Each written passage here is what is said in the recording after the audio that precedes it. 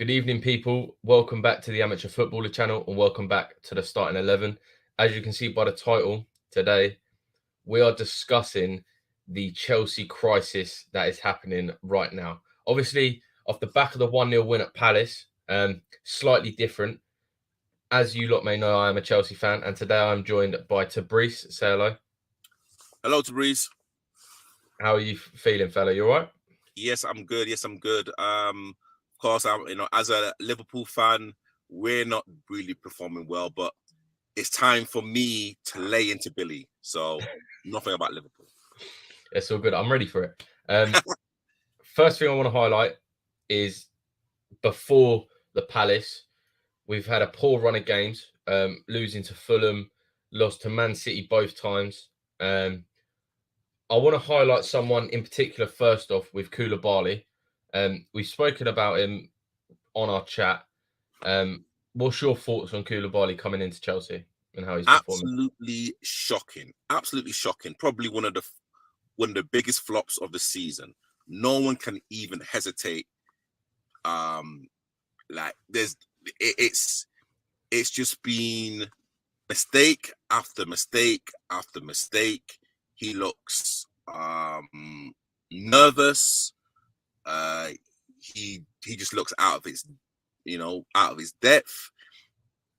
To be fair to him, the back three and the back four have changed a lot. Of course, you've got your gods, Thiago Silva, and you guys play. Is it Cucurella or Cucurella? As a third centre back, which is just obscene to me. But Koulibaly literally has been for me the worst defensive signing in the last 10 years. You don't think Harry Maguire was a bad signer? Harry Maguire, at least he's had some really good games for Manchester United. At least he's come up scoring some important goals for Manchester United.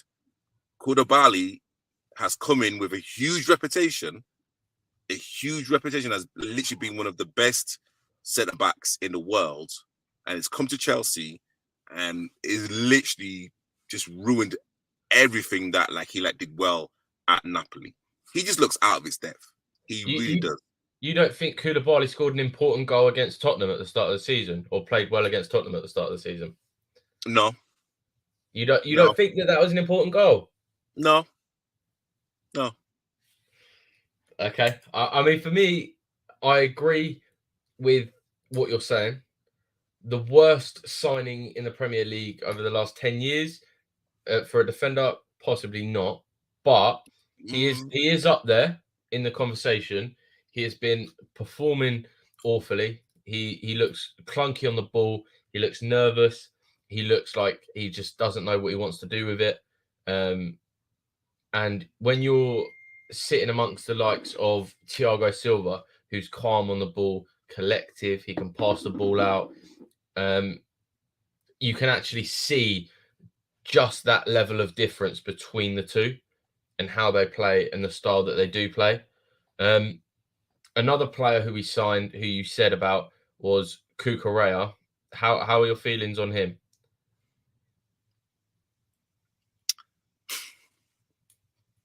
Brighton must have been rubbing their hands thinking, how can Chelsea pay close to 60 million for a left back that was just an average player at Brighton? Unbelievable. There was a reason why Potter got rid of, I'm not gonna say got rid of him, but sold him to Chelsea. And Potter must be so annoyed seeing his face every single day at training. Alonso is a lot better than Cucurella. No chance. Absolute. I'm sorry. That is absolute. That's Alonso. No. Alonso as a wing back scored more important goals. He kind of created assists. He was actually one of the best wing backs in Europe at one time when Conte was there. In terms of him at fullback, questions. Him as a third centre back, questions. But I would still prefer Alonso rather than Cucurella. Come on now, like you can't spend 60 million again. I don't know why people are not talking about Chelsea's flops. 2 defenders costing over 40 million. I'm sorry, over 100 million. One of the 2 biggest flops ever, and literally no one even bats an eyelid. Like Chelsea are going through a transitional period, but they're not doing it well. They are paying over the odds for average players. And also as well, Billy, I'm literally gonna attack you 100%. Bring it. You've been talking about Kepa, saying Kepa is literally one of the best goalkeepers. No. In the Premiership. Yes, you did. Yes, you did. In a previous show, Mendy was in goal and was starting. I believe it was after the West Ham game where we managed to win 2-1, and they scored a late equaliser that was VAR disallowed. Right, Mendy, I felt, was less comfortable on the ball, and I preferred Kepa in net. I still believe Kepa is a better goalkeeper than Mendy, but I think that Kepa's issue is his consistency. I don't think he's consistent enough to be a number 1 goalkeeper at any club. I don't think Kepa's the best. I don't think he's doing a job and he puts in a shift, but he is making too many mistakes and he's inconsistent. So out of like your defensive players, who would you get rid of? The first player I'd get rid of in my entire defense and back in goalkeeper out of all them positions? Yeah. I would go with Mendy.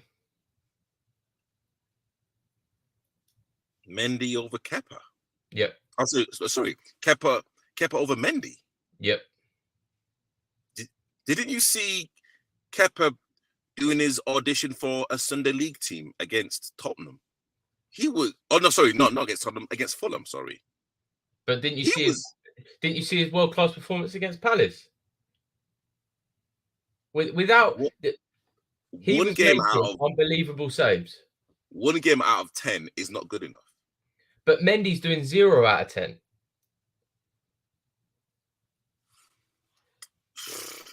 You know what? Mendy makes more mistakes. And the more mistakes, I mean on a consistent basis as well. Kepa does make mistakes. He is mistake prone and he does make a lot of them. But it's inconsistency. He'll have absolute stinkers. And then against Palace, he'll turn up and save every shot that's faced at him. Right? Mendy, I don't feel comfortable at all in that scenario. I don't think Mendy will have that one amazing game or a couple amazing games. I don't think Mendy's that good. When Tuchel was at Chelsea, Mendy was part of the back 4 that kept about 6 or 7 clean sheets. And he was, and again, let's be real, no disrespect to Crystal Palace, but Crystal Palace are not pulling up trees. And if Kepa is being tested against Crystal Palace, then again, what's that saying to your back 4, back 5, back 3, whatever formation that you guys play? Moving back to what you were commenting about Tuchel was a very defensive manager anyway, but he didn't have the potential. He didn't have the injury crisis that currently we're undergoing with Potter. He did have injuries and he did lose the likes of Chilwell and James as well. I remember last season we lost them. But overall, Tuchel is more of a defensive manager, whereas Potter is more progressive and wants the ball being played, and especially in the final third and moving up the pitch. But I don't feel comfortable in Mendy in net over Kepa. It's as simple as that. Would you get rid of Koulibaly, Cucurella, and who else would you get rid of out of your club? Out of the defence, Kepa and Mendy would both be gone. I would keep Kepa until we sign a real click keeper, and then I'd drop Kepa to the bench. That's what I would do. I'd sell both keepers, if I'm honest. I would sell Azpilicueta. He's not good enough anymore. He's too slow off the ball, losing focus. I would sell Koulibaly. I think he hasn't been good enough. We need to bite the bullet and hopefully try and turn some sort of money off of him. Cucurella I'd keep because I think he's actually a fantastic signing. I think the fact that he can play left wing back, left centre back. He's also, you're forgetting, the season we bought him, City were looking at him as well. Man City were looking at Cucurella and were going to buy him. Yeah, because they just wanted to hike up the price so people at Chelsea would say, you know what, because Man City are looking at No. You have to spend the extra 20 million. Come on now. Is a great squad. Let's be real. He was never gonna go to Man City. Never. Why not? Never. Because Chelsea are mugs. Look, Chelsea have been proven to absolutely stink up transfer windows. We buy players when it's too late. We saw it with Shevchenko for a start. He's one of our biggest flops. We sign players too late, and Koulibaly is just one of them. But Cucurella, I think, is a great addition to the squad in the sense that he can offer something at left wing back, at left back, at left centre back. He is a good rotational player that we can use. Chilwell and James are our most important players in the system that Potter is trying to play. Losing both of them is mental, absolutely mental. But there needs to be some sort of investigation on the medical staff at Chelsea because before it was happening, I won't go that far. No. I mean, Bowley came in and sacked everyone, the medical staff, the lot. The medical staff last season, if you see the likes of James and Chilwell, when they went out injured in the time they did, they came back and they were good again. This season, they're coming back too early. The medical staff are allowing it to happen, and they go out and get injured again like James. James came on against Bournemouth. He started and then got subbed off because he was injured again, and he's out again. That's due to poor medical staff who gave him the all clear when he shouldn't have been clear. You guys rushed him back because you guys, again, just don't have the players. After your first 11, your bench is very, very, very weak defensively. Defensively, no. If you say defensive, our fullback positions, yes, I'll win back. But centrally, our defense is fine. We've got Thiago Silva, we've got Fofana, who's obviously injured. We've got Badiashile, who had a good performance against Crystal Palace. Very good for his age and coming into a new league. He played very well. We've got Chalobah as well. Yes, he stunk up the gaff against Fulham, but overall has been a very consistent player for us when it comes to performing and being called upon when we have injuries like this. I think the centre-back role, we don't need to stress about as much. We've got Fofana, who's injured, but we've got Badiashile, we've got Chalobah, we've got Thiago Silva. We're all right in the centre-back. The full-backs I'm worried about. Left wing-back, we've got Chilwell and Cucurella. I'm happy with that. That's fine. Right wing-back or right-back, that's where questions need to be had. We've got no one in that position. But we have got a youngster who's coming through, Lewis Hall. He's played left back for us, and he played against Man City, and he's actually impressed me to the point where I'm considered he's in the squad there and abouts now. So that's another player. What do you think about your midfield and what's going on with Mason Mount? Mason Mount's attitude stinks. I can smell it when I watch it for the TV. His attitude and the way he's been acting, it's just not something you want to see. I made a comment about this the other day. Name me more than 2 players who bleed blue, who loved and adored Chelsea. I can name one, and that's Reece James. I think I actually do think Mason Mount actually bleeds blue, but not with how he's acting. I think it's down to confidence. I really think he's one of those players that literally everything around him needs to be A-okay for him to actually perform. We saw it in the World Cup. He has now lost his place in the World Cup, and ever since the World Cup, he's literally just had a stinker. He's had a stink of the season. I actually do believe that he is literally one of Chelsea's own. You know, does that make sense? Like, he really does bleed blue. I just think that he just needs a change of scenery. You think Mason Mount needs to move away? 100%. I don't. Mount is very close for me to be putting on a sell list. I will admit. I think maybe it's time to move on, like you said, change of scenery. But overall, he can be that player that we need in the attacking third. But our whole attack is messed up. Our whole front three or whoever we've got going on is all messed up. The midfield, we've lost Kante, huge hit. Zakaria came in and has done incredibly well. He's been my second player of the season. It would be Thiago Silva as Chelsea's player, then Zakaria. Zakaria has been unbelievable for Chelsea, I think. In that midfield role, he has been bossing it.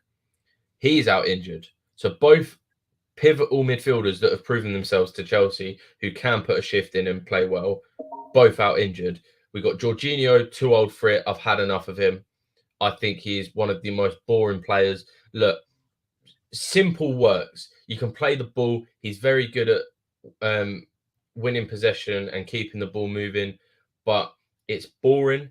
And I think that we don't need that sort of midfielder with what we're trying to aim for. Kovacic as well. Absolutely love the guy. I think he's unreal. Who else in the midfield? You've got Hutchinson, Conor Gallagher, Ruben Loftus-Cheek. Both of them. I would. Loftus-Cheek would be gone. I'd sell Loftus-Cheek. He'd be out as quick as anything. Conor Gallagher. I've been impressed, but the lowest of impressed you can get with Gallagher. I've been impressed and I've gone, yeah, fair enough. He's turned up. He's played well for us. He's crept up with some goals. He scored against Palace in the final minute and won the game. And he's done stuff like that. But overall, I don't see him being a starter in the midfield. If we had Kante and Zakaria back, I don't see Gallagher getting near the starting 11. Not even the bench. We've got Chukwuemeka. He played very well against City. He was one of our only shining lights when we played them last, and we lost. Was it 4-0 in the end? It just an absolute slaughterhouse. Chukwuemeka came on and just actually looked like he wanted to go forward and score goals. So I'd keep him. And yeah, the midfield's lackluster, especially with injuries. And let's talk about your your forward line, your offensive players. Right. Yeah, I will leave it with you. Let's start off with Aubameyang. Aubameyang what? Aubameyang who? That man, when he came in, I was very excited. He is a proven 10, 15 goals a season striker. I've said all this stuff before. I stuck up for him when Michelle was giving him hate. When Joe was hating on him, saying that he's just not good enough. And ultimately, I think that they were right. I was too hopeful. I thought that Aubameyang could potentially break the curse of that number 9, get involved with it a bit more.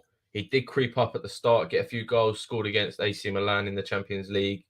But overall, I think that he's been an underwhelming signing, and we need to get him gone before we're stuck with him for much longer. But we also need to look at injuries, and we also need to look at what we've got at our disposal. Not that many players we've got currently in that attacking role. Havertz, I would rather play him in the midfield as a number 8 or a number 6. I think his finishing is horrendous. I think his end product can't get much worse. And I think that if he moved to a deeper role, his physicality is quite good. He's quite tall. He's not stocky, but he can hold the ball up quite well. He's quite skillful on the ball. He can hold the ball, like I said. So I think he could be used in a better way. Pulisic, I like Pulisic. I've always liked Pulisic. I think that he's performances haven't been the best, but I think he's not a bad player. What? Come on, tell me. Okay, so first and foremost, you said Havertz playing in a number in like midfield. Yeah. No, like I think Havertz is I don't know what Havertz is, to be honest. I don't know if he's a number 10, number 9, inside forward. He will actually definitely not play like a Jorginho or a number 6. And I think he's very overrated. Pulisic has done absolutely nothing since he signed for Chelsea. Let's be absolutely real. Injuries, okay, injuries are injuries. I'm not going to say that he's injury prone, but it just looks like he can't take the like style of football that the Premiership offers. If you look at the challenge that he kind of went under when he kind of came off, there was nothing wrong with that challenge. That was just a robust challenge, and his body just cannot handle that type of physicality. He has done absolutely nothing at Chelsea. He is nicking a living. And Billy, I think you are so calm because Chelsea won against Palace. You was not this calm when you guys lost against Fulham and Man City twice. So I think the audience out there, you guys have got a good side of Billy, because Billy was not this calm last week. I'm going to say Pulisic, I like. His performance. I like Pulisic. You're lying. I'm not lying. Listen to me. Listen to what I'm saying. You're lying. I'm saying that Pulisic's body is not built for the Premier League. He gets injured too often with too many tackles that ultimately ain't that bad. He's not hasn't done amazing for Chelsea. He hasn't been the player that we signed. Okay, so question to you: would he get into your starting 11? No. Okay. No, yeah, he wouldn't. All right. I like him. I genuinely, I'm not going to say I don't like him, because I like him, but his performances and the way he's been with Chelsea has been lackluster. We've signed this young American kid who looked like he was going to just absolutely do bits, and he's just been below par the entire time. I'm not going to take away my personal feelings for him, though. I like him. I think that he's got the potential still to be a very good winger. But physicality-wise, he cannot handle it in the Premier League, which is what I agree with. To the audience out there, you guys are getting the best, like the best Billy right now, because he was not this calm this time last week. I wish we did this video this time last week, because Billy, you are deceiving the audience. I'm not deceiving anyone. I'm speaking the truth. Okay. João Felix, Sterling. What's your opinions about those two players? Sterling, I think that he's done all right for Chelsea. I don't think he's done anything awful. Tabriz. What? Listen, I'm just scratching my eyes. No, you're not. I'm trying scratching my eyes. Sterling hasn't been horrendous for us. He's been another player who has just not been at the level, but no one at the club has. Thiago Silva, that's it. The only player. James, if he wasn't injured. Chilwell, if he wasn't injured. But other than that, I can't think of another name that is who I can talk about in such a positive way. I'm trying to make it so that Chelsea isn't this club that's just going under with all these rubbish players. I'm not having that. I'll accept defeats, and we have a lot of performance issues. We have an owner who's clueless. We have a manager who doesn't communicate with the owner, so they don't know what each other want. We've got a lot of things going wrong at the club. But I'm not going to allow some players to be overhated or overjudged because of it. Sterling is a player who I feel that is a good, valuable player for Chelsea.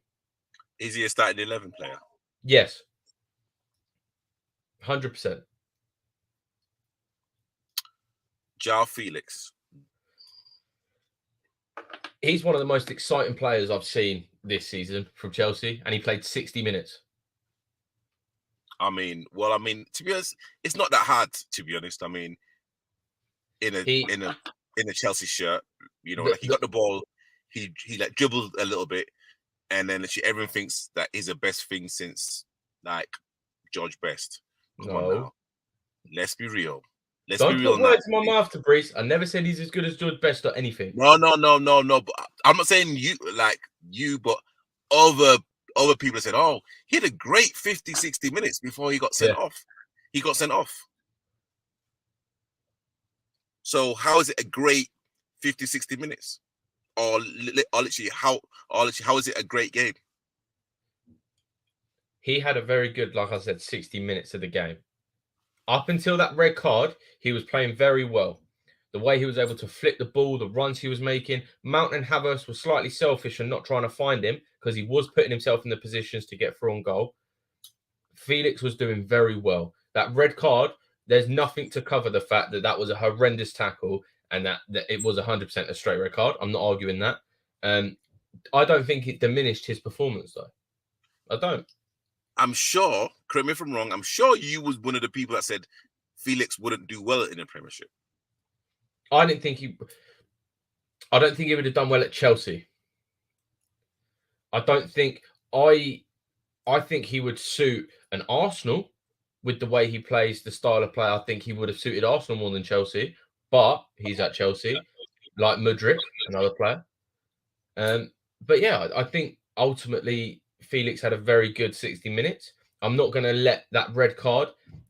Nunes, he got a red card. His performance was still, well, actually, no, it wasn't. Okay. We're not going to get onto Liverpool. But my point being is that I'm not going to let that red card, it was a silly foul, it was a ridiculous challenge, and he should be sent off. But he still showed a lot of promise in them 60 minutes to warrant a start when he comes back. Do you think Chelsea are being literally well, not priced out, because literally they are literally spending like the money, but literally, do you think Chelsea are paying over the odds for players like Felix on loan and that Mudryk, spent over 100 million? Yeah, so I think it was believed, with add-ons, it's 100 million we signed Mudryk for. I think it's an 8.5-year deal as well. It's crazy. I mean, what's like that about? I mean, clearly, I would love to know. Clearly, there is some sort of vision going on, and a lot of people, including myself, are saying, "Oh, he doesn't even think about it. He doesn't even know how Mudryk plays. He doesn't know what his style of play is, and he doesn't really know how he's going to fit into Potter's side." But we're signing a lot of young players for very long contracts, which I'm actually happy with. 8.5-year deal, 7.5-year deal. Wow, that's mental. Okay, but Badiashile, we need a left-footed centre back. We've got that with a young player who's good enough to be starting for us, and he could potentially come on to be the future of what we're looking at Chelsea Football Club. Mudryk, another player, very young. Give him a long contract and see how it goes, and he could be looking at the potential future of Chelsea as well. Do you think he was a Potter signing? No. I don't think. Who else have we signed? Felix on loan. Don't think Potter was involved with that. Mudryk, don't think he was involved with that. Badiashile, I think that Potter may have had some sort of say in that. But overall, I think that there's a lack of communication between Boehly and Potter, between who Potter needs and wants to fit their style and who Boehly wants to sign just because he can. And what do you think about Potter? Do you think a lot of the criticism is fair? if I'm honest, I don't think it's fair at all. I think he has had some. We saw before the amount of injuries we had that there was a lot going wrong with the teams he was selecting. A lot of questions were asked: why did he select this player or that player? And there was a lot of times people were questioning Potter. But overall, I can't complain with Potter. I think the only thing that I wish I saw from Potter is what we saw with Conte or what we saw with managers like that who actually looked like they wanted it a bit more on the sideline, on the pitch. I think Potter's a reserved character to a certain limit, and then it will get to a breaking point. If he gets judged too harshly, continuously, then I think that it will end in a bad way if it continues. But yes, I think the ultimate question, I think he's being judged too harshly, and I think ultimately people need to realise what Potter's got going on at the minute. The amount of injuries we've got. Carry on. And do you think Potter will literally have enough time to literally change the fortunes at Chelsea? Because again, Chelsea are with the new owner. There was a project in place, and I think what Chelsea fans have to realise, just like how Arsenal went like through the whole Barron spell, because I heard that if they win the Premier League this season, it's their first time in over 15 years, something ridiculous. United are going through something similar. So Chelsea fans have to also realize if it's Potter that they're going to stick with, it could be close to a decade before you guys win the Premiership again. Are you prepared to wait that long? Yeah. I've said this when Potter signed. I made this clear. I don't care. I genuinely said in the chat, I'll happily finish 10th. I'll happily finish mid-table, get the team back up going, clear out all the deadwood, get some young, exciting players in, build a squad, and get the team playing with Potter. Potter's one of the most valuable people at Chelsea Football Club right now. If we can build a project with him, we could be looking at a very successful football club. Where will Chelsea finish this season? I've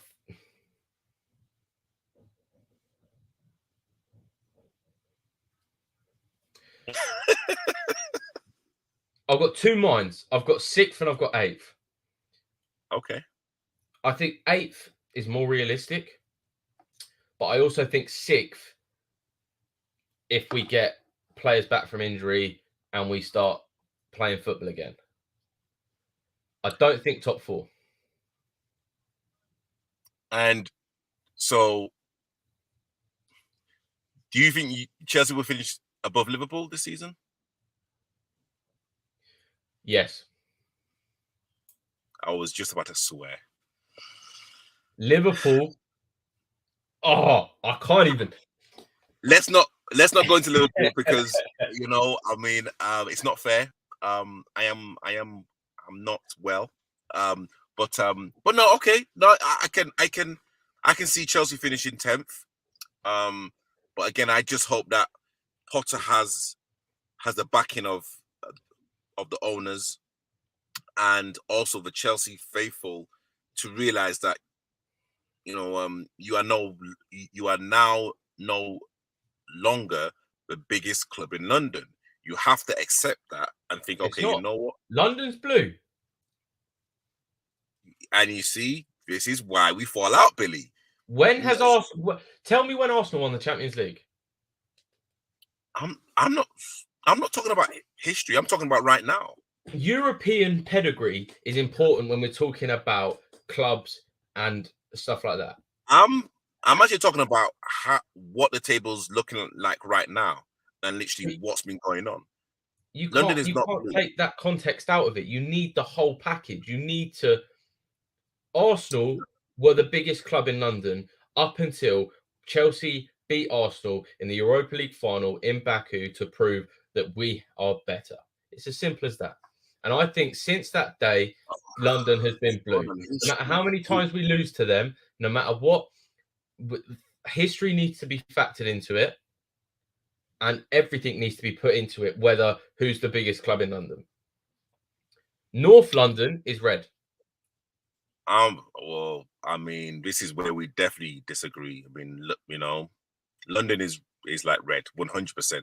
I think Chelsea have the potential if the owners give Potter time to literally have a decade worth of success, because I think Potter wants to do it the right way. Do I think he's going to have the time? Absolutely not.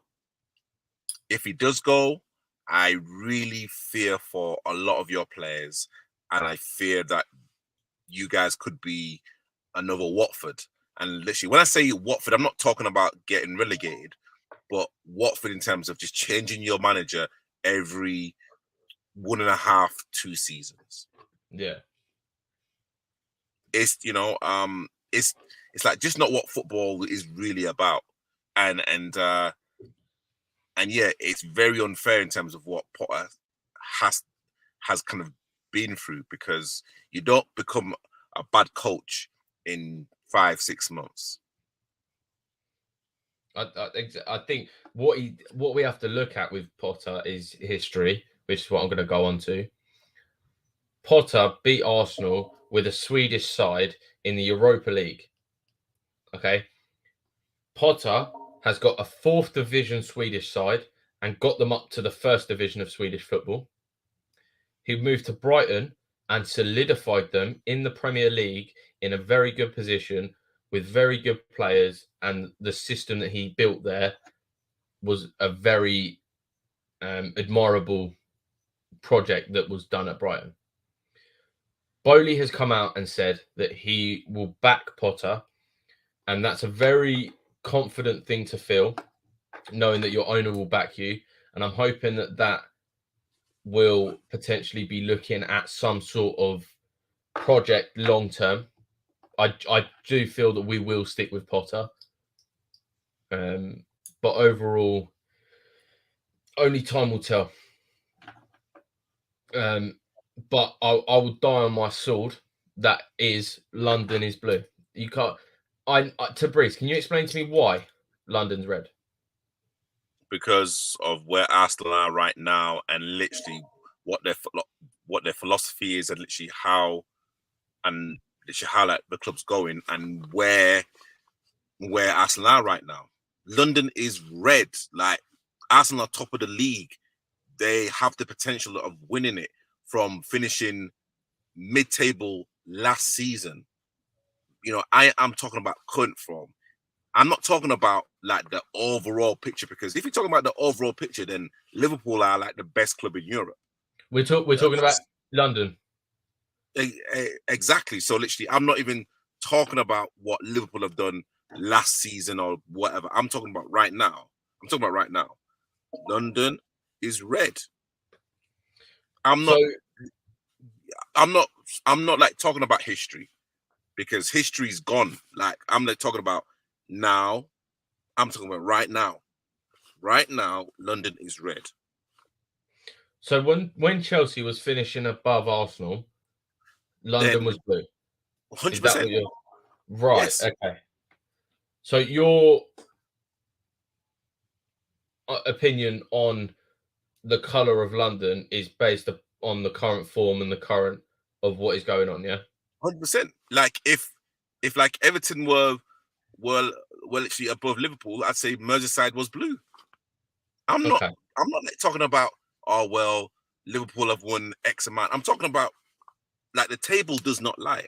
Like, the points that you've accumulated, they do not lie. Okay. I think London is red. Do you agree with me, Billy? On your definition of it, yes, London is red. By your definition, London is red. I will admit that. But my definition of the colour of London is based upon different, not just recent history, what we've won over the time and stuff like that. So yeah, our definitions of the colour of London definitely differs, hence the different difference of opinions. But a lot of people, and again, I just let everyone know, I am not an Arsenal fan. I'm literally sitting on the fence.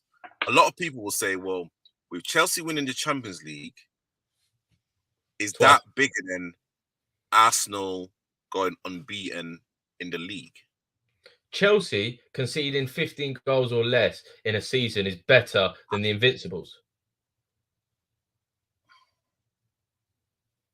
What? It's harder to do what Chelsea done than it is to go invincible. It's harder to be unbeaten in a 38 league than it is to concede 15 less than goals. 15 goals in 30 games. Yeah. Really? Yes, 100%. The Invincibles is the most overrated record I've ever heard. The Invincibles massively underachieved in everything else. But not only that, they are being slept upon because they drew half of their games pretty much. I'm not an Arsenal fan, so literally, this is not my battle. Let's wait until Michelle comes here because I cannot speak for Arsenal fans. So, okay, cool. But to Brees, where do you see Chelsea finishing this season? I think Chelsea will definitely finish outside of the top 4. I think if they can finish in the top 8, I think it'll be a good season for them. I actually want Chelsea to actually do well because I do like Graham Potter. I literally commend Chelsea for like taking that.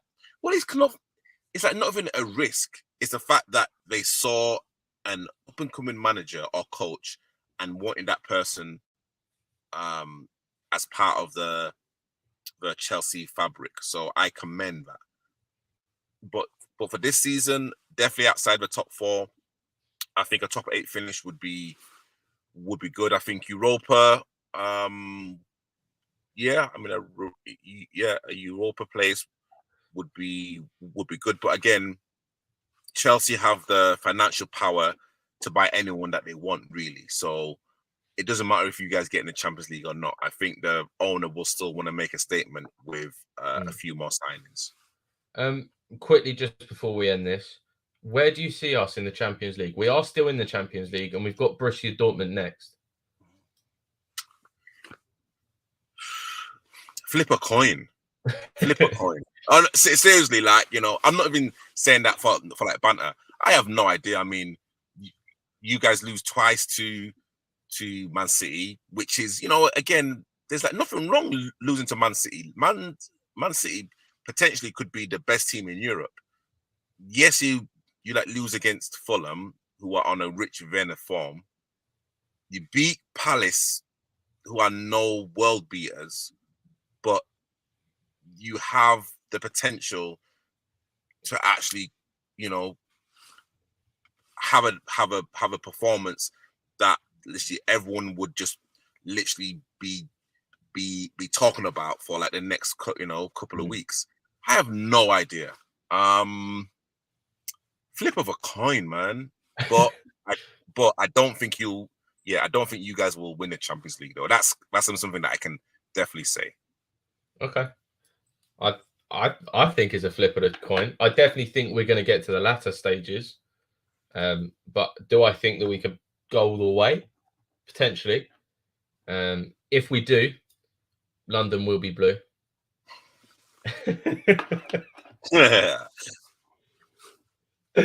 Oh, it's too fun. Right. Cheers for tuning in, guys. Don't forget to like, subscribe, comment below, and let us know your thoughts on the Chelsea crisis going on right now. We will be back next week, and we will be discussing one player every team should sign in the Premier League during this January transfer window. We'll be interested to hear your thoughts as well. Let us know your suggestions as well for next week, so we know what you guys are up to and what you're thinking about the transfer window as well. But we will see you in the next video.